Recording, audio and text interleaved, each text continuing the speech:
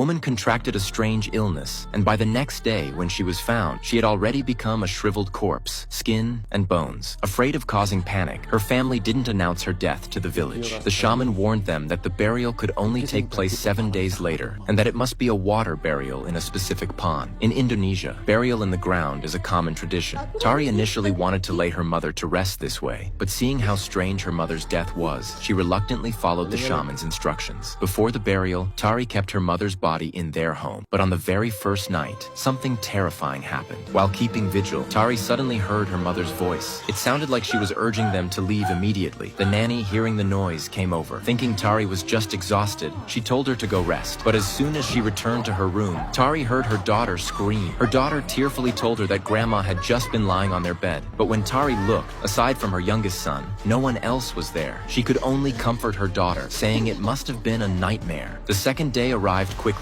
Kadar was stressing over his overdue debts when suddenly he heard chanting coming from the living room. But besides their deceased mother, there was no one else there. So who was chanting? Kadar gathered his courage and walked into the living room, only to see a group of strangely dressed people sitting around his mother's body. When they saw Kadar enter, they all turned to look at him, their eyes cold and expressionless. A chill ran down Kadar's back. He had no idea when these people had come in.